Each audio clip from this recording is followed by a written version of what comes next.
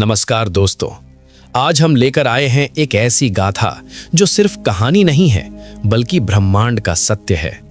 एक ऐसा नृत्य जिसके तेज कदम से सृष्टि का जन्म होता है और एक ही झटके से प्रलय लिख दिया जाता है। आज हम बात करेंगे रुद्र तांडव की। वो तांडव जो शांति नहीं मांगता, वो शांति पैदा करता है। पर सवाल यह है, क्या शिव का तांडव सिर्फ विनाश है या उसमें छुपा है पूरे ब्रह्मांड का नियंत्रण? चलिए इस रहस्य गाथा में इस तांडव के पीछे छुपी शक्ति को समझते हैं। शिव जब शांत होते हैं तो वो शंकर होते हैं, पर जब अन्याय अपनी सीमा पार कर देता है तो वही शिव बन जाते हैं रुद्र। रुद्र कोई देवता नहीं, रुद्र एक अवस्था है। वो पल जब करुणा भी क्रोध में बदल जाती है, जब धैर्य भी दहकने लगता है। रुद्र का जन्म तब होता है जब धर्म का संतुलन बिगड़ जाता है, और तब शुरू होता है तांडव। तांडव का मतलब सिर्फ नृत्य नहीं, तांडव है समय का घूमना। शिव का हर घूमता हुआ जटा समय की एक रेखा है। उनकी हर थपकी ब्रह्मांड के नियम को हिला देती है। जब शिव पैर उठाते हैं तो अहंकार गिरता है, जब पैर रखते हैं तो नया युग जन्म लेता है।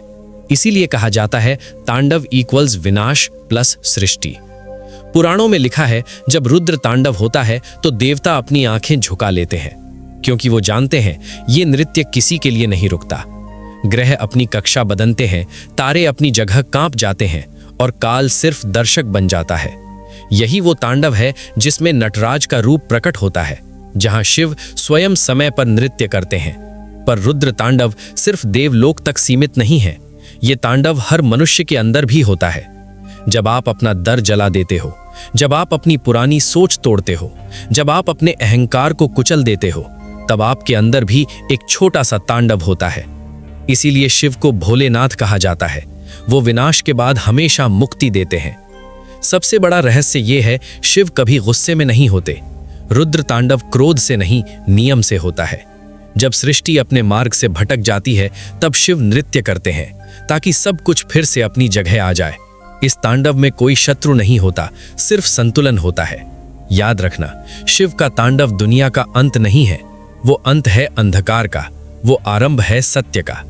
और जब भी जीवन में सब कुछ टूटने लगे, समझ लेना कहीं ना कहीं रुद्र तांडव चल रहा है। ओम हर हर महादेव।